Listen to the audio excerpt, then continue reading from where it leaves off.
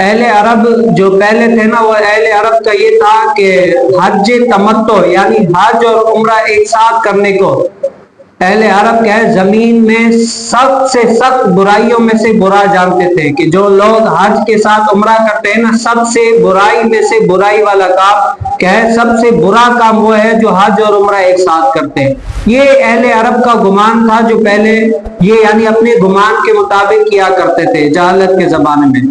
تو حضرت ابن عباس رضی اللہ تعالی عنہ نے فرمایا کہ کہ اہل جاہلیت یہ عقیدہ رکھتے تھے کہ حج کے مہینوں میں عمرہ زمین کی برائیوں میں سب سے بڑی برائی ہے، اور محرم کو بھی سفر بنا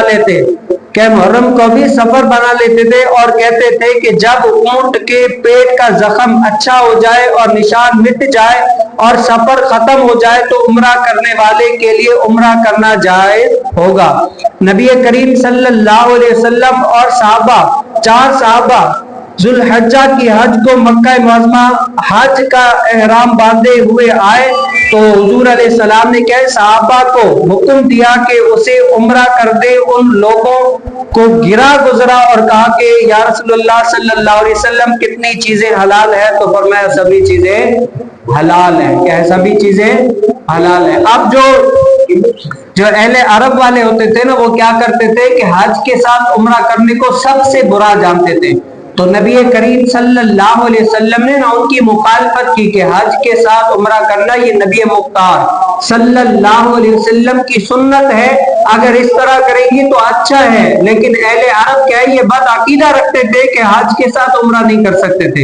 تو نبی مختار صلی اللہ علیہ وسلم نے خود صحابہ کو حکم دیا کہ جو حج کا احرام باندھ کے آیا ہے، اگر ہڈی نہیں ہے تو کیا ہے، وہ اگر عمرے کا احرام کرنا چاہے تو کر سکتا ہے۔ کیوں؟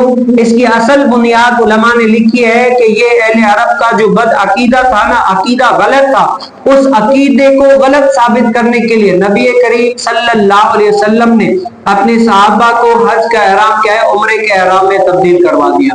اور اس کے ساتھ اور بھی بہت ساری حکمتیں ہیں جن کی وجہ سے نبی مختار صلی اللہ علیہ وسلم نے حج کے احرام کو عمرے کا احرام کر دیا۔ تو اور نبی کریم صلی اللہ علیہ وسلم جو اس دنیا میں آئے ہیں نا، حضور علیہ السلام کے اس دنیا میں آنے کا مقصد ہی یہی ہے، کیا ہے کہ لوگوں کو ہر اس عقیدے سے بچائیں جو قرآن و حدیث اور میری شریعت کے خلاف ہے، ہر اس غلط بات، ہر اس غلط نظریے سے بچائیں جو دین سے ٹکرائے، ہر اس نظریے عقیدے پر چلائیں جو قرآن و حدیث کے موافق ہو۔ تو نبی کریم صلی اللہ علیہ وسلم جس کو جیسا سمجھتے ان کو کیا ہے ویسا حکم دیتے، تاکہ شریعت کی بنا پر وہ قائم رہے اور شریعت پر گامزن رہے۔